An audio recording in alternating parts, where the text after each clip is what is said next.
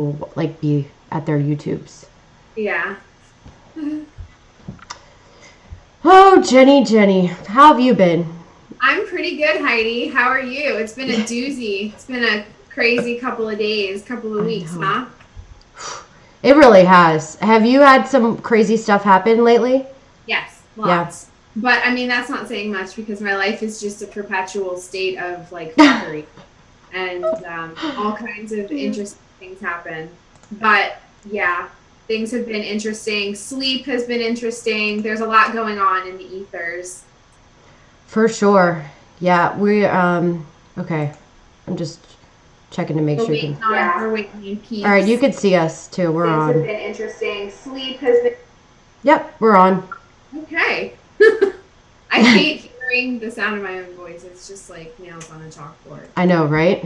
I know. I don't even listen to my own YouTubes because Me neither. I'll Like listen to them for 5 minutes just to make sure I don't sound too, just to like make sure I'm okay.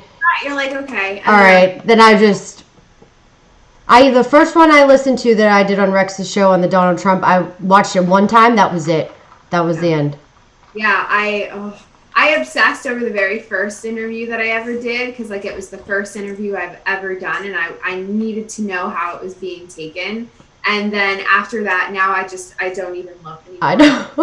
know. People have so much to say, and people are I know. I don't. The comments just drive me nuts, so I stopped.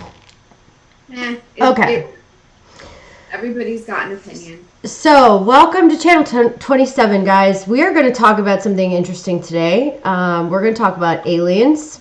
We're going to talk about the flat Earth. We've had some requests for this too. So, interestingly enough, this is one of Jenny's go-to topics. She's good at this. So, I'm really not, but I did some research and.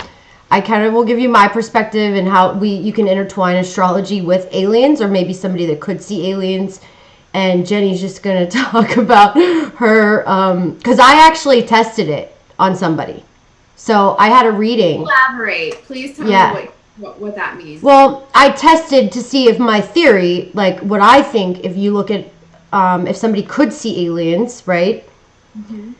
How would what I would interpret like somebody could see aliens, just like I say when somebody's very psychic or could see ghosts. So I just said, or aliens, and I just gave it a whirl. And the guy that I did a reading for was like, it's funny you say that because when I was 5, blah blah blah, and he actually did. So it kind of worked out.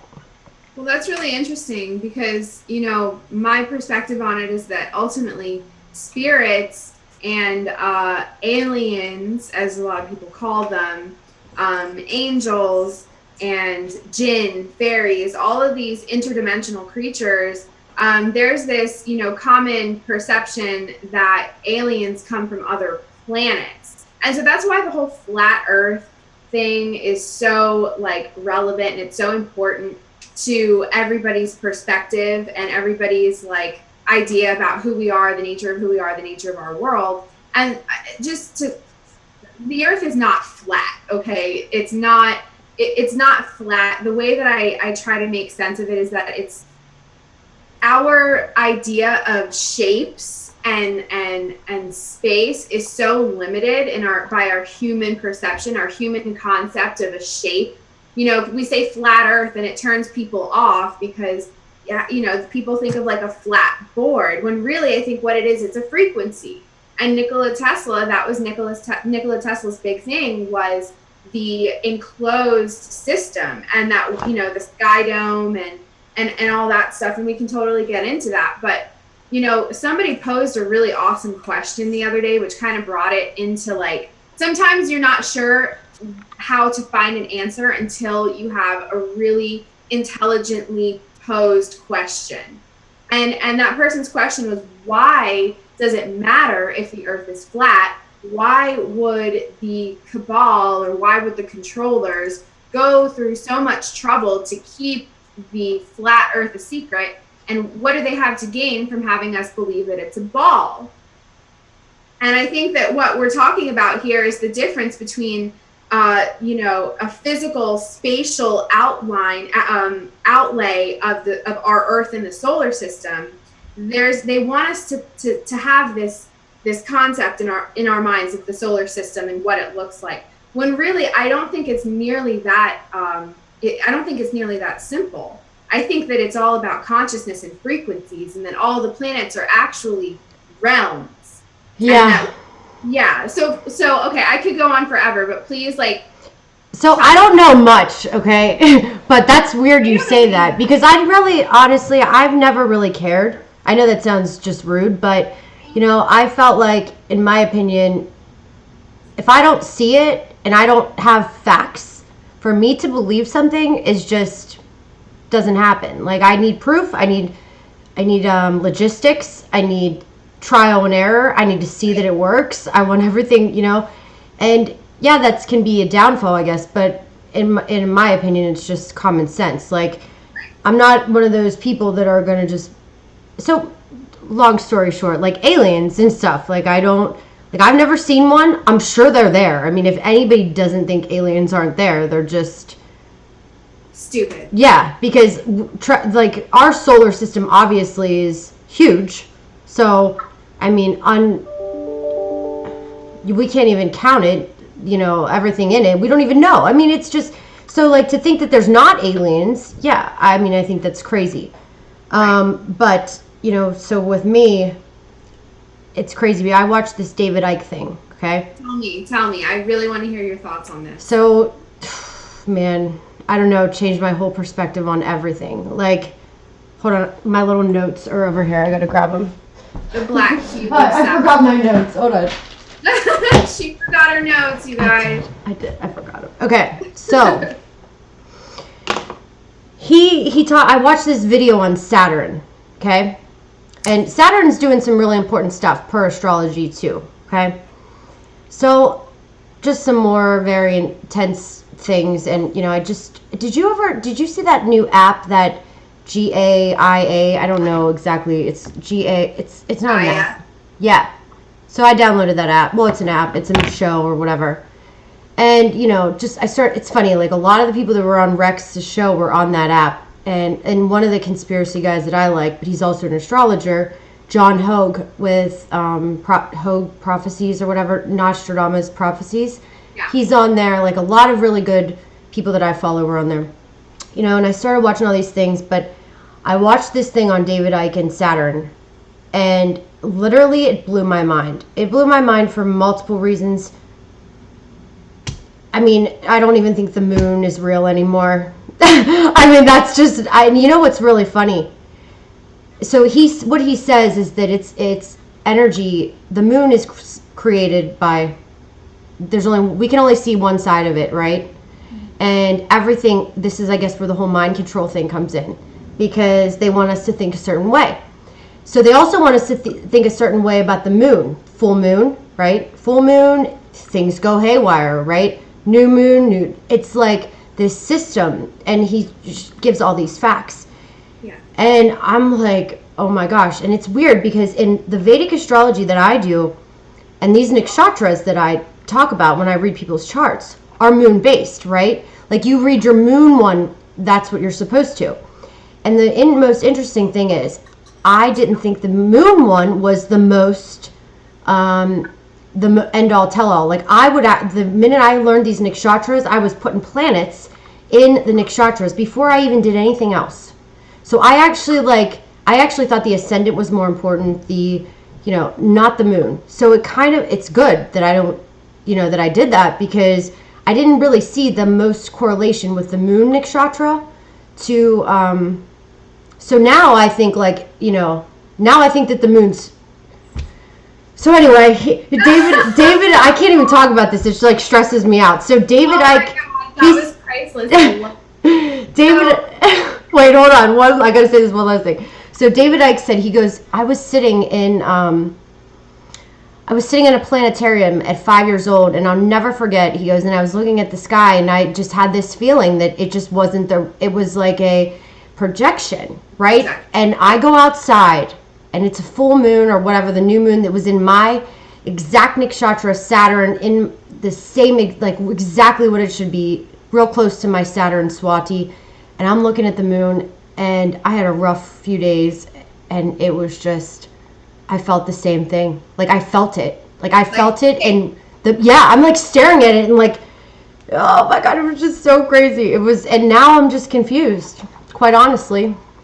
Yeah, I mean, it's definitely very confusing, and it helps a lot to ground yourself. It helps a lot to, it really, this isn't easy stuff. This is high level stuff that we're talking about. And, the projection, going outside, like right now, looking at the night sky and then feeling like what you're looking at is a projection, or that it's not 100% what is maybe what we're seeing is some kind of a filtration or some kind of a program or a simulation. And when you feel like that, when you get to that point that you feel like that, I really think that you've taken a huge leap, because most people, that's entirely too uncomfortable of a concept to entertain, right? So pat yourself on the back, because this really is heavy stuff. But I really, really resonate deeply with the idea of the night sky being a projection. Nikola Tesla described the Earth realm as being a closed-in system. So when we talk about the solar system, which is what they taught us in school, the solar system is a heliocentric model where all of the planets orbit around the sun. And I have a few problems with that, which we can get into later. No, I love when you say I have a few problems with that. And I do. But, this is the sort of thing, like, I didn't hear about the flat Earth theory until maybe like the middle of last year. But I have, contemplated some of the questions that the flat Earth theory prompts us since I was little. And my whole thing with it, I actually wrote a huge post on it on Facebook. I added to it just a few days ago, but I made the post a couple of months ago, is that I think that what we are really witnessing when we go outside and we look at the night sky, say, for example, we see Jupiter and we see Mars. I don't know exactly where they are in relation to each other, but say, for example, we look up in the night sky and our eyes detect the light of this star, of this planet. I think what we're actually looking at with our eyes is a co-creation. So what it is, it's the energy of the human consciousness, which is limitless. They want us to think that, we're limited or whatever. We're not. We're limited because of tricks that they've played and tricks we play on ourselves and manipulation, but that's something entirely different. That's kind of like the cube of Saturn right there. Well, we'll go there. I think we should go there because that's what I was so fascinated with. Yeah. Well, right. And so the 3D realm that we find ourselves in, where we can only detect celestial bodies with the eyes, but when in reality, true reality, 4D, 5D, where we encompass all realities all at the same time, omnipotently. So what I think that we're seeing is more like a projection, a co-creation, and it really ties deeply into astrology and alchemy, because all of the planets have correlative points to parts of the body, parts of the mind, parts of the psyche. So if somebody really sat down and thought about it, how closely connected we are to these planets, when really I think if we could peel away or like shake away the 3D physical carbon-based layer of reality that we experience, if we could rip that off of the surface and look at it for what it really is. So I'm talking all of the frequencies, all of the realms, all at once. It would look entirely different. And the question of why, the ball versus flat, I think if people think that the Earth is a ball, like a rock that's filled with has an iron core, and we're spinning and we're surrounded by other rocks that are spinning, that limits us to this physicality, to this limitation, this 3D construct, this time construct, and it's part of the lie. And we talk about, there's something called the secret space programs, and I don't know if I started watching those. Yeah. It's heavy stuff. It's really, really heavy stuff, and we could talk about this for days. People will be talking about this for years to come, because it is ultimately the biggest lie that they ever told us, is that space is an external, that outer space is an external concept. When in reality, the universe exists completely and entirely within, and everything as human beings, everything that we detect with the eyes is a result of the 3D projection that we find ourselves in, the 3D reality that we find ourselves in. It's a co-creation of us, of earth energy, and also of artificial intelligence. So I had a vision years and years and years ago. When I say years and years ago, I'm talking like 4 years ago. So every human being on the planet, what I saw was that we're connected to the firmament. So if we think of the dome, so Nikola Tesla's dome, the firmament, where everything is an enclosed system, let's entertain it for just a second.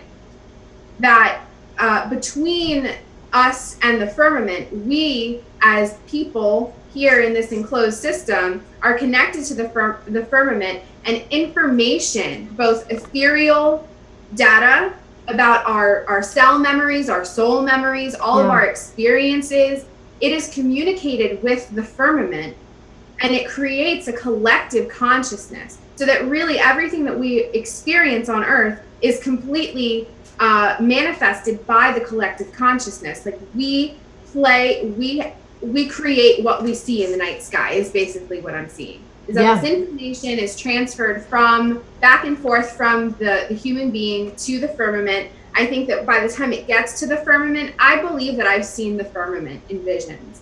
And I think it's impenetrable. It's actually quite thin, but it's impenetrable. But I think that they use it's plasmic fluid. It's plasmic-like fluid that translates ethereal data into actual projections that we see. So the night sky. So, there's this whole thing about scientists love to say that when we look at the night sky, we're actually seeing the universe as it was like 1 billion years ago, right? Well, I find that really interesting because, I think that what we're seeing is actually the projections of our ancestors. So, I think that we're connected to our ancestors through the stars because that's a co-creation.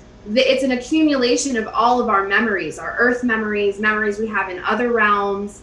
I could go on and on. And that's what nakshatras really are. They say that those that I always talk about are like a big part of our ancestry. So it's weird that you say that. And not to mention, I mean, I don't know, when I started researching this, because I knew we were going to talk about this, I just when he talks about Saturn, okay, this is a big one. This is a big thing. And the ring around the Saturn, right? And what they're saying, because apparently we went up there and now they used to say the ring was something and now there's nothing in between the ring or whatever. So long story short, I mean, if you look at the past from when the sun was, what he said, and this is all from this video that I learned this, but it makes complete sense. And I either believe something or I don't too when it comes to a person. So I can either say, okay, this guy is crazy. I'm pretty usually dead on if it's right or wrong. Right. And I mean, this guy made total sense. He was spot on.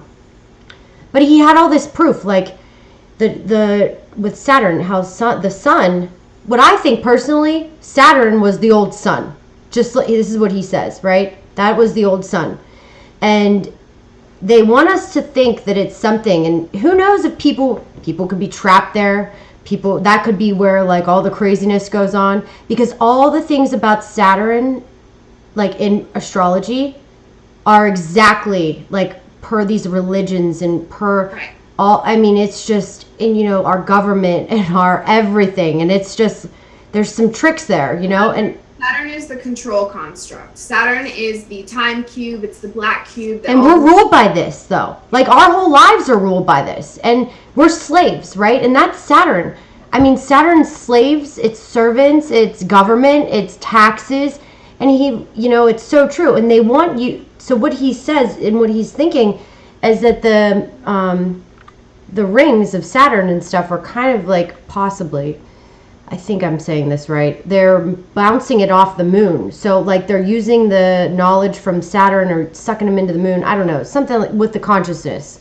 So that does actually make sense, because if we let's try for a second to let's look at all celestial bodies for just a moment as being mirror images or celestial counterparts of specific parts of the human psyche or the human body. So the moon, you know what the moon is in terms of what it means for the human being, the waters in the body, femininity, fertility. I don't know. I mean, you're the astrologist, not me. I don't know. Right. It's also your mother.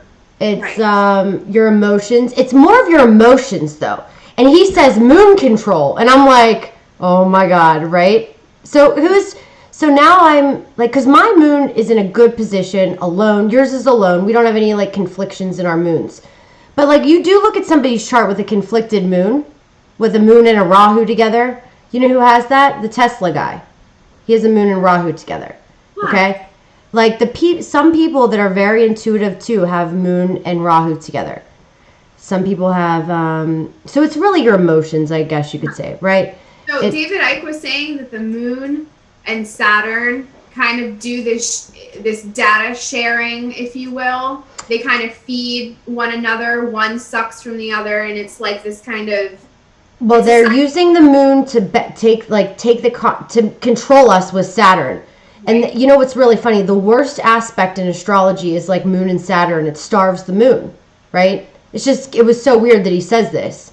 Well, and I'm sitting there like thinking, and I'm like, God, that makes so much sense. He's like, yeah, full moon. Why do you think they say everybody goes crazy on a full moon or a new moon or whatever? It's just, he's like, you wake up, you go to work, and it's a way, because it's taking something off of Saturn. I think it's consciousness. But so I started meditating and listening to the sounds of Saturn. And some people might say they're kind of crazy, scary. And I didn't have any fear. Like, I was listening to it, like, I was like, ooh, this is interesting. And then I got into listening to all the different sounds, because I'm really into music. So Pluto sounds like my crazy Indian music that I listen to. Wait a second. The planets make sound? Yes. Okay. Well, I can understand. Listen, everything is sounds anyway, so I can completely understand how it's translated into making a sound. My problem with that, with listening to the sound of Saturn or listening to the sound of Pluto, is who knows if it's true? Who wrote that? Yeah, right.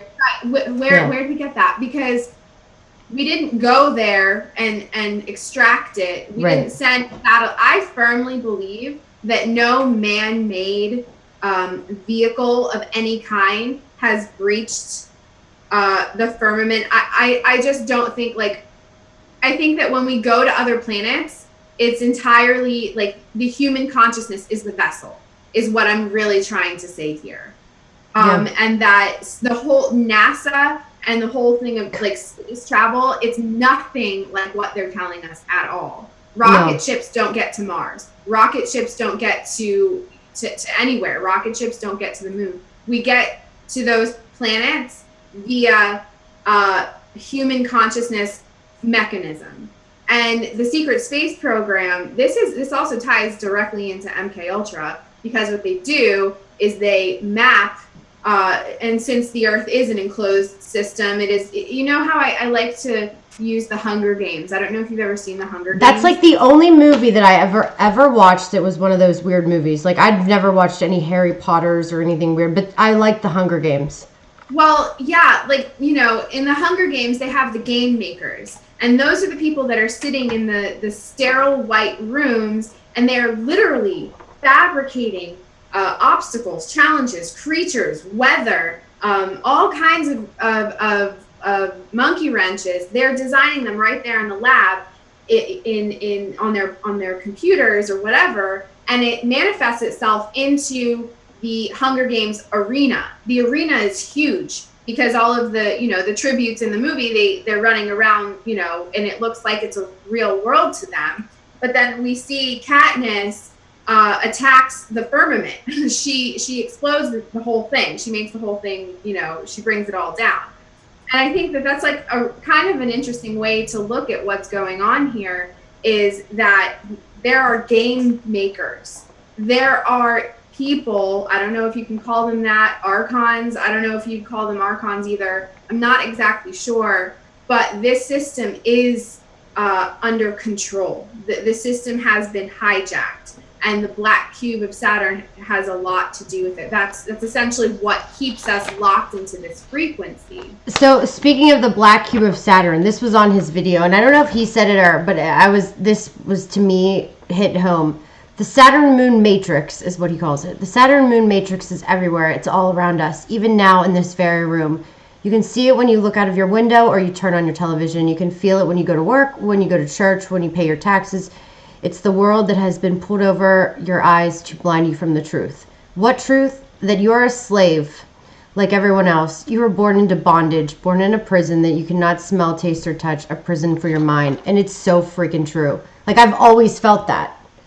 And, you know, I honest to God, and it can sound, and I can sound, you know, some people have great lives, great, and they're all happy. But my opinion is, I'm fine, I'm happy. It's not like I'm miserable sitting here. But I do believe that the way we are controlled into like some weird slavery, for sure. Well, the thing with Saturn and the Moon, those are two like opposite sides of the spectrum. Yeah. So Saturn is everything that the Moon is not. Right. And we're talking about, if we look at the Hunger Games and how controlled this arena was. I don't know if you remember, there was a clock, like a clock system, and the waves would move. The water would move based on the game maker's clock system, the timer, mm-hmm. and the Moon having control over our emotions, the waters on the planet, the waters in our body, and then Saturn being the time space continuum. One really has to ask themselves, what is this? What is the nature of this? Who did this? Who put this there? Right. And I mean, that's a question for the ages. I think that's ultimately the biggest question is, who are we? Where did we come from? What are we doing here? But I really think that the answer lies in investigating the secret space programs, because the concept of outer space and having it, the idea of it being out there, something external, is what keeps human beings from looking within. Because ultimately, and I really stand by this, ultimately, the only way to free ourselves from this prison, it's an internal struggle. It will never happen. We're never going to leave this planet from the ground up and go to another planet and call it home. That's never going to happen. They want us to think that that's going to happen, but that's not how it's going to happen. And if it does happen, it's a trick. It's a trick. Because the secret space program, all of the money that they're spending at NASA, they're spending funny money. They're burning funny money on all their steel and all the big fun toys. Who knows, really? But what they're mostly interested in doing is mapping human consciousness. So what they've done is they find individuals that are very adept at traversing through inner space. So some people are born with these abilities because they're very old souls and they've just been doing this. We're all interdimensional by nature, but we're locked here. But they know that some people have this ability, they can tap into it with stimulus, with trauma. Trauma brings powers out of people. And that's why they traumatize these little kids, to get them to show their abilities. And they exploit these abilities. So if they want if they want to go to Mars, I'll tell you what they do. They utilize something called jump room technology. And the software is the human being. The software is human consciousness. A strong individual with strong memories, strong cell memories, and a strong connection to all the dimensions, and the hardware changes. So if they want this individual to go to Mars to do something, they will make sure that individual is equipped to do so. But that person does not leave planet Earth. They don't leave this system. They are leaving in here. I see what you're saying. Interesting. And they follow these individuals somehow via technology. And makes sense. When we go to other planets, all we're doing is shifting. Yeah, I see what you're. Oh, interesting. Because when you watch those videos on the secret space program, It sounds like they go to Mars, straight up, like they're in Mars. There's plenty of things going on at Mars, but Mars is a realm. I have always thought Mars, honestly, I have always thought like 100% there's a whole city on Mars from us.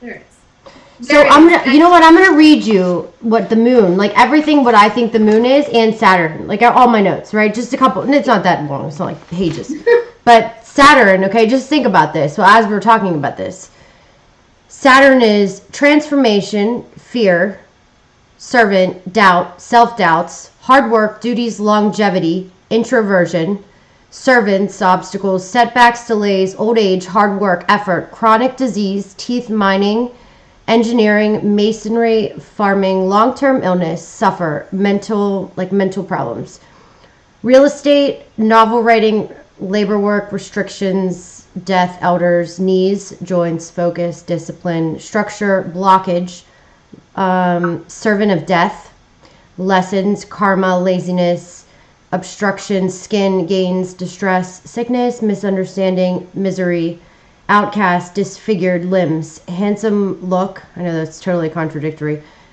Gift, allured, position of life.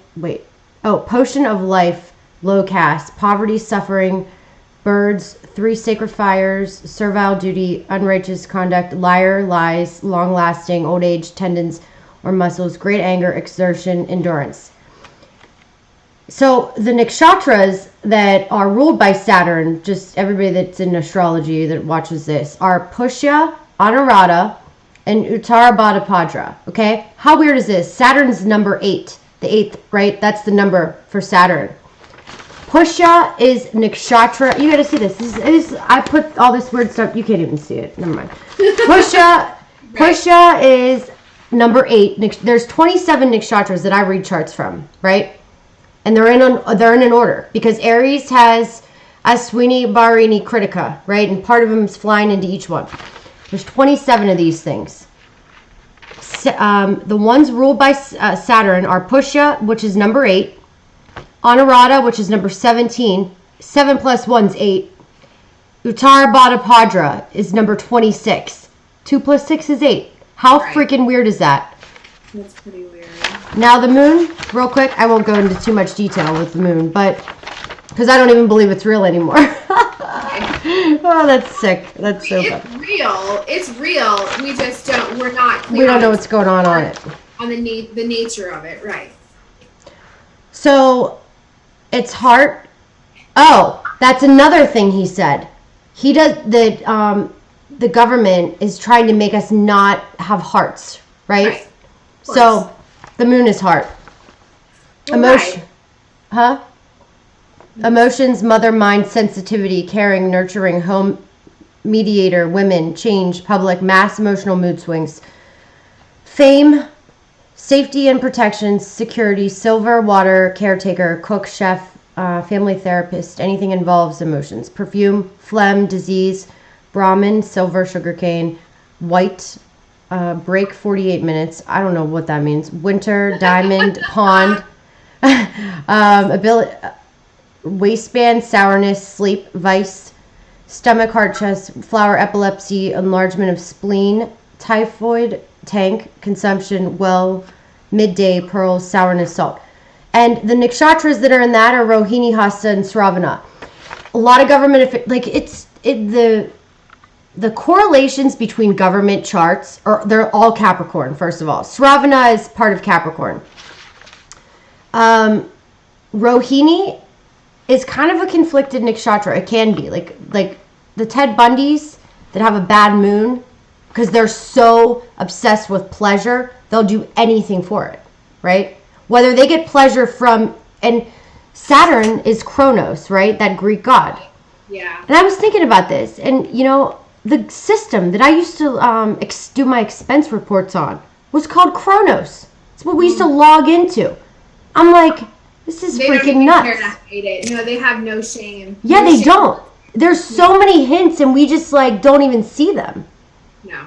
Well, because they think that we're stupid, and there is actual energetic gain for them on their part. when they rub it in our faces like that. There is there is an energetic gain for them to be made by peddling this stuff off in plain sight, and then for them to go about what they're doing. It's a desecration, it's a humiliation. What it does is it feeds that Saturn energy.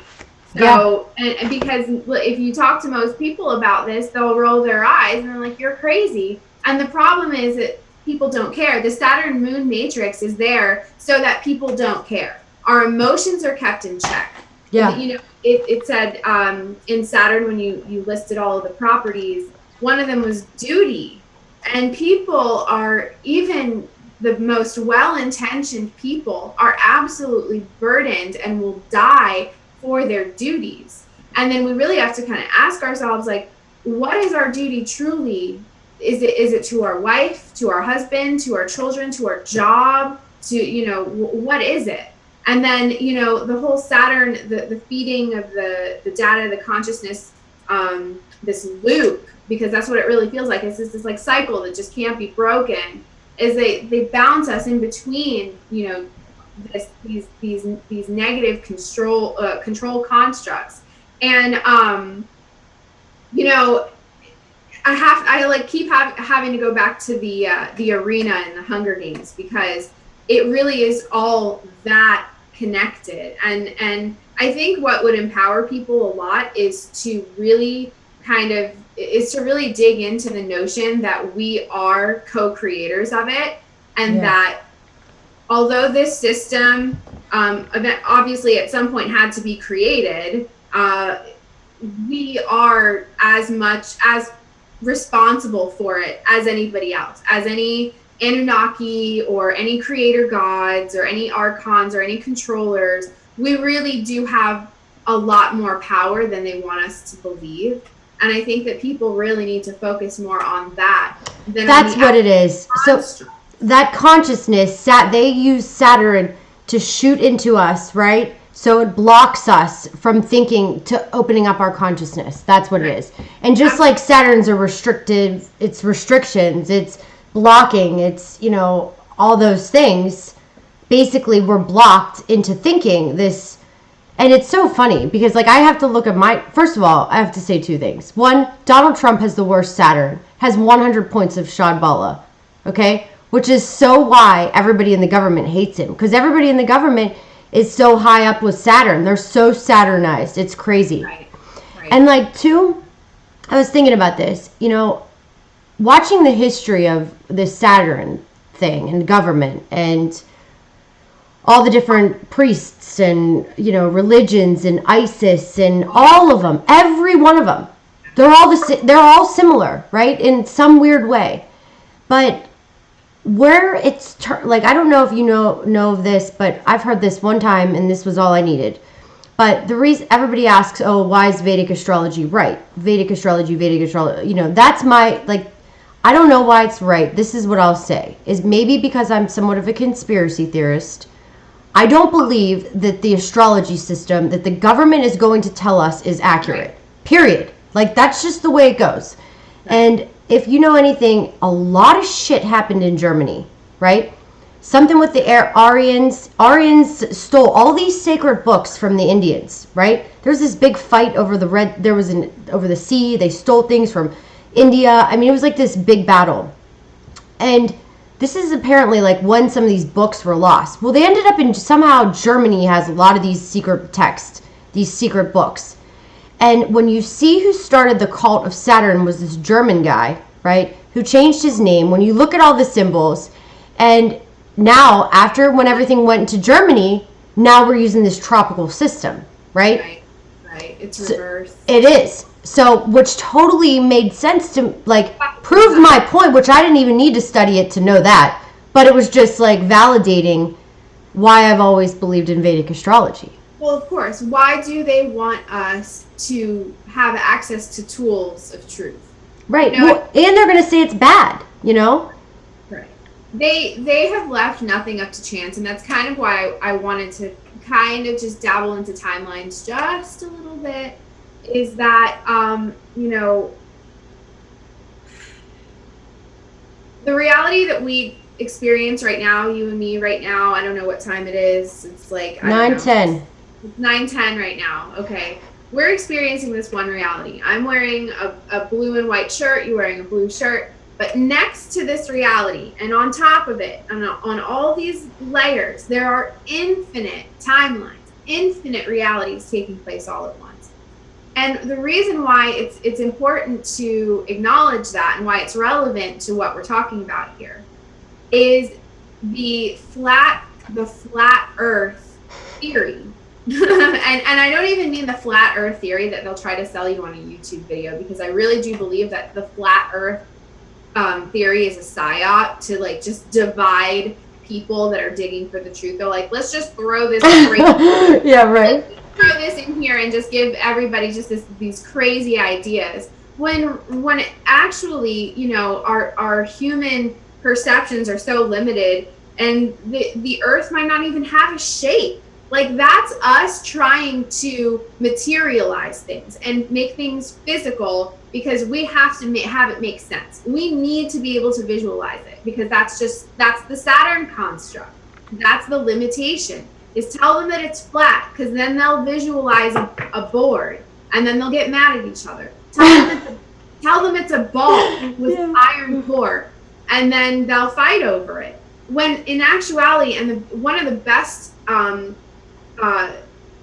systems that I think of is, I'm going to totally say the name wrong, but it's Yggdrasil, and it's the Norse tree of life, and it's the 9 worlds. Yeah. And if you look at the system, it's a big ass tree, and it's all of the, you know, there's the world of the Nephilim, there's the world of the elves.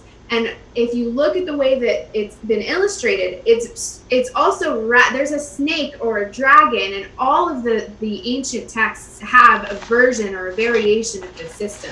The Mayans have it, the Norse have it. Look at Nakshatra number 9. I can't. Is it? Oh yeah, there it is, the snake. And what it is this snake or this dragon or this serpent coiled around the base of it. And what I think that is the construct. It's the thing that keeps us here, the thing that keeps us locked in. Well, guess what? It's the medical system. It's the medical symbol. The doctor, did you ever notice that? Is the cross with the snake around it? Yeah, keeping us alive. I always say, like, we keep each other, like the doctors, like, we're curing cancer. We're just trying to keep everybody here trapped in this prison, you know? Like, yeah. Right. But it's true. It is true. And I think that people should really try to start considering meditation daily and learning about how, you know, everybody has this external idea of we're only going to learn if we go outside of ourselves. We got to travel to India to get right, to find inner peace, or we need to, as a civilization. No, now you can just Skype. That's what I do. People have these ideas that we need to do all these huge physical, you know, these huge exertions of force and resources and money to get to these other planets, when in reality, the universe exists within. It is an inner construct, and everything that we see is an external manifestation of what is already going on in here. Yeah. You know what I mean? And we've been talking about it too. I don't know how you feel about it, but I firmly believe with every fiber of my being that the fabric of I think that we are actually floating on top of waters. It's not salt water. The ocean is salt water, but I think that underneath the ocean, I think we are floating on top of what's known as cosmic waters. I think that space is actually more of like a liquid like plasma than a vacuum, than what NASA is telling us that it is. And I think that that's why we look at Stranger Things. I don't know if you've seen the show on Netflix, but in Stranger Things, they put their subject in a tank of water. And when she's in the tank of water, water is the ultimate conductor. She can then throw her consciousness into another frequency, into another place, anywhere she wants to go. It's called remote viewing. And the government utilizes remote viewing. Anybody can remote view, actually.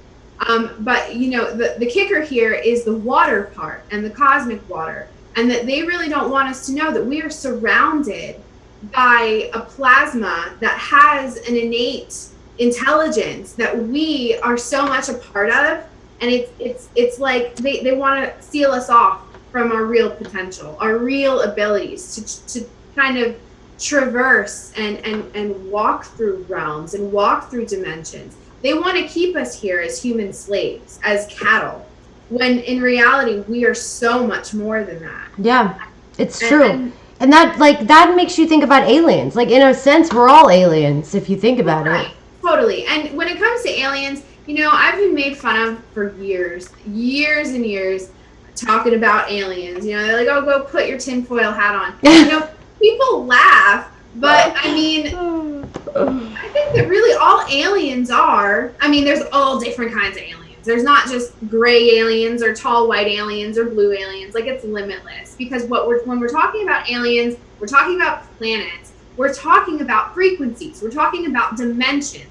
Try to put a number on the amount of dimensions that exist in the universe. You can't do it. It never stops. It never ends, because the fact is, if you can imagine it, it exists. Not nearly enough research has been done on the nature of the imagination and what the imagination is. And if research has been done on it, they're not putting it in the science books. They're not talking about it on TED Talks. They're not talking about it on the Science Channel or the History Channel. They don't want us to know what the imagination truly is. And when we're talking about aliens, aliens are just beings, whether they are intelligent, whether they're not intelligent, whether they're just manifestations of a biological pattern that's been brought into physical form. All they are manifestations of different frequencies, different dimensions. And I completely agree with you. I think that Mars is a frequency. It's a realm that many people have been to, and people, you know what? There's a parallel reality where you and I are having this conversation on the surface of Mars. I guarantee you I've been on Mars before. I know it. And I feel like I've been on Mars too. And I can tell you why we have been on Mars from our charts. So I have figured that out. I will say, like, from these, like, in a way, if we're all stars and we're all this energy, like, we're being brought here for a certain reason, right? So you have to look at, like, your first house, I think. And for instance, I'm a Scorpio, Honorata, Saturn, Mars in my first house, Uranus in the first house. Speaking of, so when... What? So, you know, I'm going to tell you this, too. This is where I'll bring in the outer planets, because, you know, Vedic astrology doesn't use the outer planets a lot. I will say that Rahu and Ketu, which are the shadows of the moon, okay? So, interesting, right? The north node, south node, it's the unknown, it's the hidden, okay? Anybody with prominent Rahu and Ketu in their chart, 1st, 7th, 6th, 12th, you and I have both of those, right? I have Ketu in the 1st, you have got Rahu in your 12th. Is going to make us connect to other things better than most, than the secrets, the truth, right, you know? Right. You're more of the imaginative part, you know? You've got more... Yeah. Mine's more like, let's see the facts, but I will jump through hoops to figure shit out, right? Right. So, and I want to know, and I'll tear down anything to figure it out. Like, that's just how I am. Like, I'm a detective all the way about everything. Right. So, you know, mine's been all more so like, why are we here? What are we doing here? Like, why am I here? You know, that's been my, like, you know, what is it? I think you're here so that you can, you know, among many other reasons, to spread this. Yeah, I agree. I feel too, because this is no light, you know, conversation that you have with somebody, you know, with your in-laws at the dinner table. Lord knows my in-laws think I am absolutely batshit crazy. I don't completely blame them. It's okay. I understand. But what, you know, then I look at that, that's crazy. But that's the people that are controlled thinking that we're crazy. But we're not crazy. I'll be honest. We're definitely not crazy. But everybody that goes through this kind of like this there's a period. There's like an incubation period where you're coming into this information and you're like, holy have I lost my damn mind? Like, if you don't kind of doubt yourself a little bit with this, you're not digging deep enough. Right. this stuff will make you question your sanity. Right. Have I really lost it? No, for sure. Yeah. But Yeah. it's okay, because your soul and your into that's why, and I always preach about intuitive abilities and honing your intuitive abilities.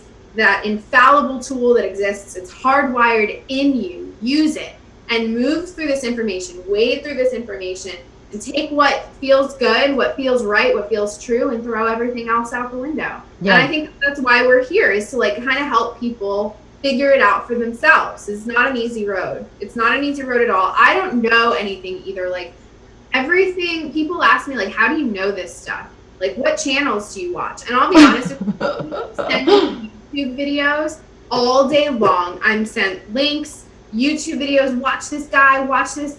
I don't watch anything. I don't subscribe to any channels. I can't anymore. I used to, but I don't anymore. So everything I get is from here and from here. And because it's the only thing that I know is pure, and it's really coming from me, not coming from anything outside. Mm-hmm. And then you compare notes with other people that you trust and you respect, and you're like, I think we're really on the right track, because we're really kind of intuiting. We are, and using totally different systems. Like, it's interesting. And like, I use my own technology, like astrology, my own techniques. I don't follow everybody. I get it. You need some sort of teachings with astrology, for sure. Don't get me wrong.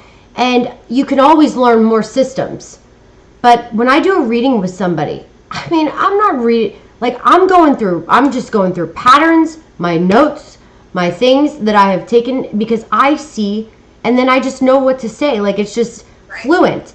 And with these different nakshatras that I'm learning, and like I've learned astrology from, oh my God, like how they map out to life, and like with politics and just everything. Who's bad, who's good? But who's to say who is bad and who's good? You know, you gotta, when you start looking at all this stuff, but you know, I guess it's all unknown. But JP Morgan said that millionaires don't use billionaires do. Billionaires do.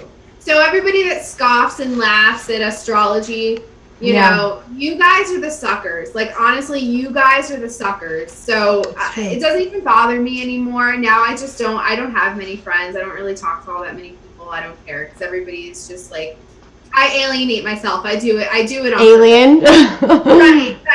Right.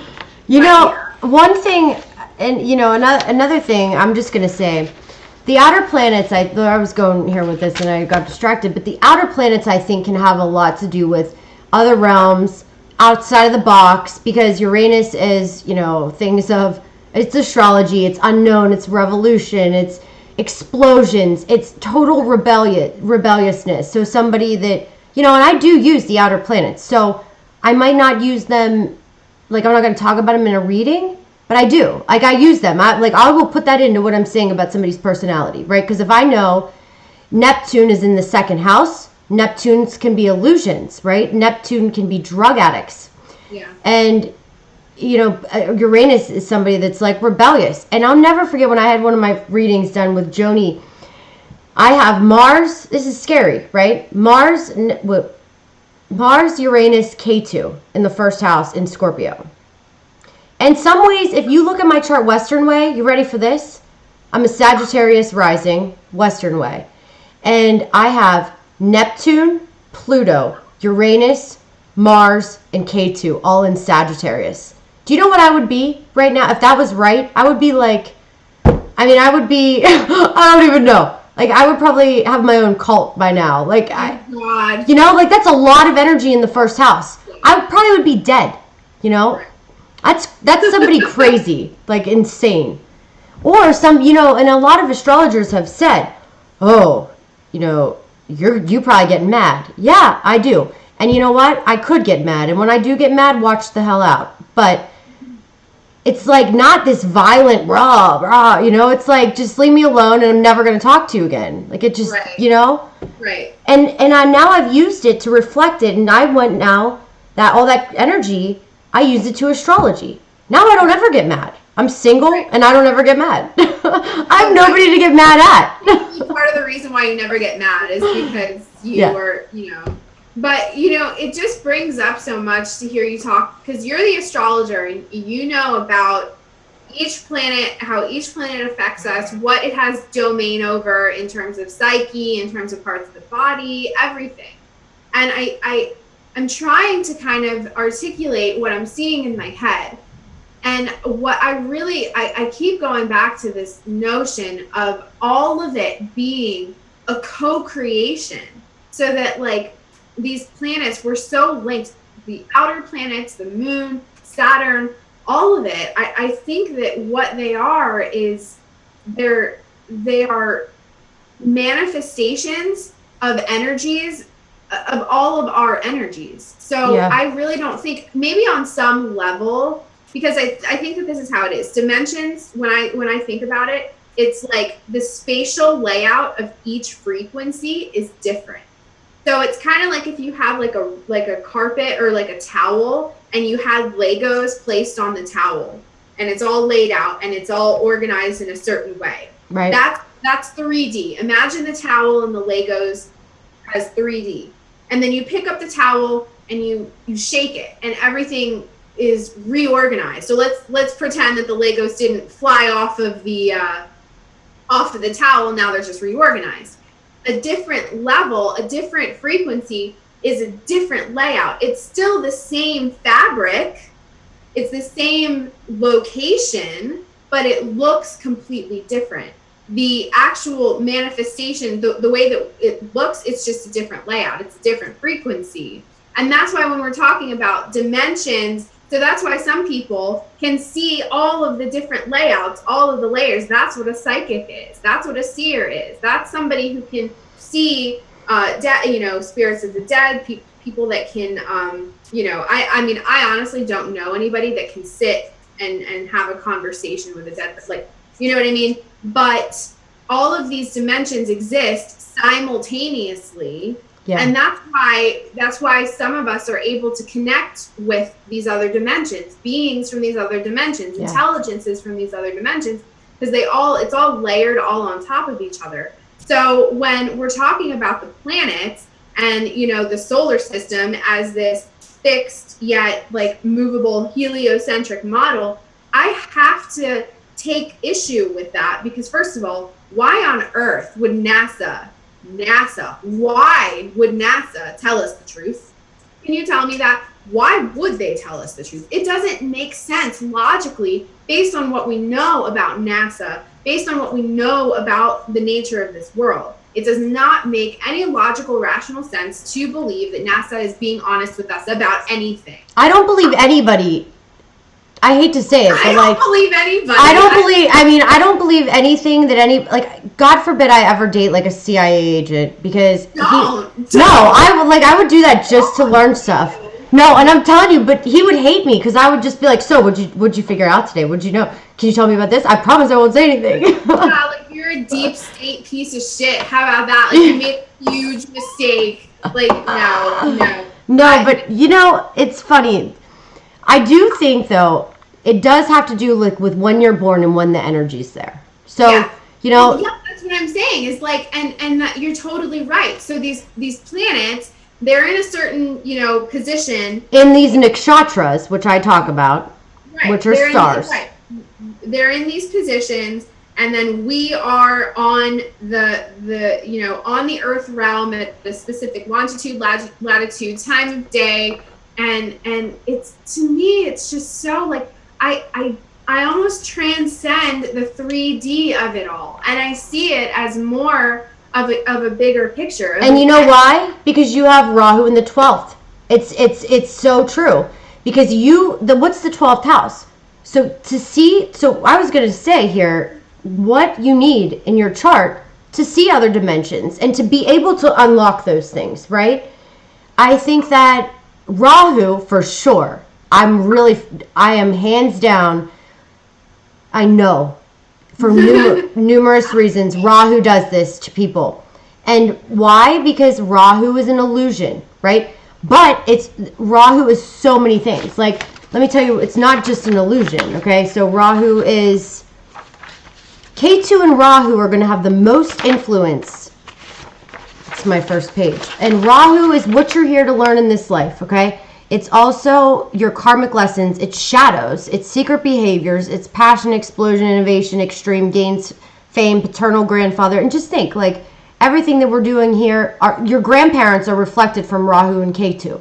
So, unexpected events, transformation, chaos, separation, politics, entertainment, technology, poison, drugs, addictions. But you got to look at poison. Like, it's not just poison. It's anything that's like like chemicals, you know. So it's hurting by speech. It's a sharp object. It's a breeze, umbrella, gambling, irreligious, going abroad, impurity, kingdom, travel, reptile, reptilians. Wait, but what is this? This is Rahu, which is the north node of the moon in Western astrology. Okay. So if you like get a Western astrology, you know, you'll hear this is your north node, south node, but in Vedic astrology, they're called Rahu and Ketu. Okay. Rahu has no body; it's just a head. So it wants, and it, you know, what just wants. It just. Oh wow! That's right. What Ketu doesn't have a head, so Ketu's a headless body, right? So he doesn't give a shit. He doesn't see anything. He's just, and Ketu's your past. So it's funny, you're very heavily influenced by Rahu, and I'm very heavily influenced by Ketu, which is why I have natural those. You don't even know what I used to pull out with like all these psychic stuff, okay? But I stopped it because why? I didn't want to do it anymore. It was like, I knew I was never going anywhere with it. It was like, okay, what am I going to do? What am I going to do? But astrology is a different ballgame because I actually can use it. A formula. It's like, you know, it's like it's more of a science than anything. Whereas like what I do, you're tapping into other realms, right? And like with K2 can do it too. But usually with K2 involved, you're getting past lives, you're getting baggage, because K2's already experienced this, okay? So wherever Rahu is in your chart, you're going to be obsessed with it, okay? Because and what's the 12th house? Secrets. It's unknown things. It's things we don't know. It's endings. It's foreign things, hidden things. Yeah. And then you got to look like, and Ardra, sorry, your moon's in Ardra, and Ardra, Swati, my Saturn's in Swati, and Shatabhishek are all ruled by Rahu. So and my 12th house is Swati with Saturn in it. So it's funny. Like we still have this weird connection here with our 12th houses are like booming with energy. Okay? And then, not to mention, you're Revati ascendant. I'm Revati moon. That's very imaginative. And I'll say, when I was young, I was very imaginative. I was always imagining things. That's how I got out of like my craziness. I would just imagine, right? But it stopped. Like but it's also, hold on. So emeralds, long night south. Emeralds. You like emeralds? My favorite. Weird. Turquoise and emerald. Yeah, that's my absolute That's favorite. so weird, right? Yeah. Southwest, night, wind, mountains, pain, forest, outcast, impurity, bone, going abroad, hurting by speech, downcast, stronger after dark, painful swelling. Oh my God. Like, that's crazy. Everything you just said. Right. Serpent, travel, gathering, irreligious, foreign things, foreign people, confusion, lack of concentration, emotional imbalance. Now, that's if you have a conflicted one, right? So you got to look at it. And then what's K2, which I have in the first house? You don't understand. Like, this controls my life. So I look at which is why I have a lack of emotions a lot, because K2 doesn't care. So I can cut things off and cut people off so easily. And then I'm just like, I can't. Yeah. And I can't do that. I feel even if it's just like the shittiest person, like, yeah, I'll still care. I'll still be like, oh man, you know. Because I'm here to learn how to detach. Right. Do you see? Because with K2 in the first, K2's detachment, it's moksha, it's isolation, it's loss, so I'm here to learn that everything in this life here is, you're not going to see it here. Like, it's gone. So these cell phones, meaningless. These papers, meaningless. I'm not, it's like, so that's how I look at everything. And then when you start looking at everything like that, you really don't get upset. Like, it's weird.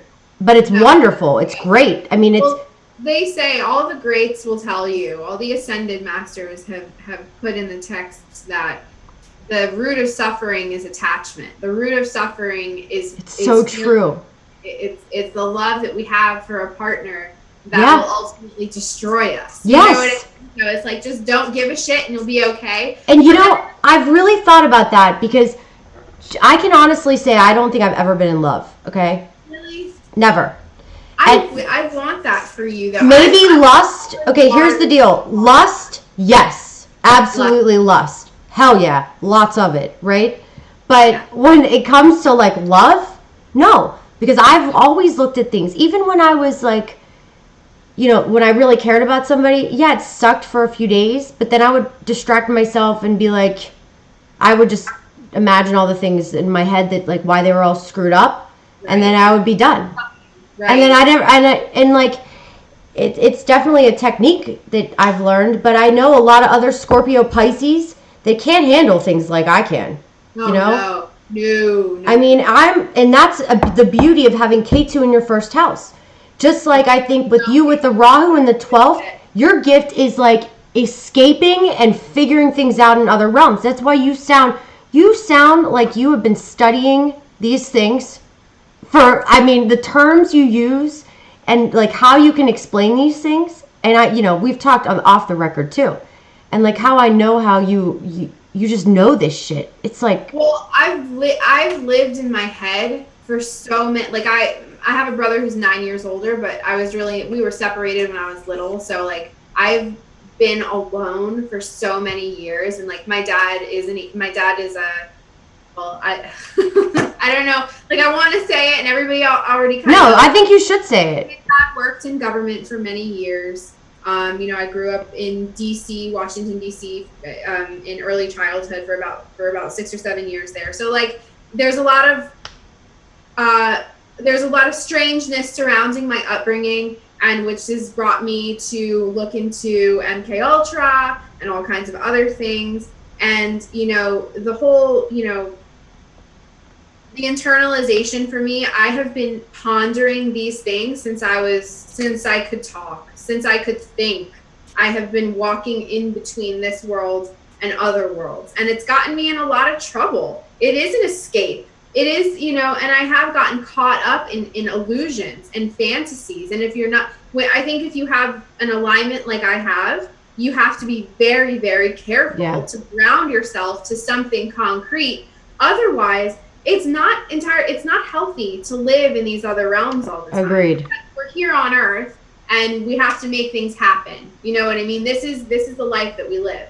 But yeah, I mean, for me, it really has been an escape to just kind of zone out. And I'm visiting a place, in some far off world that I think I've invented, but now I'm not so sure that I did invent it. I think it's an actual place, and I'm really going there and like seeing old friends, sort of thing.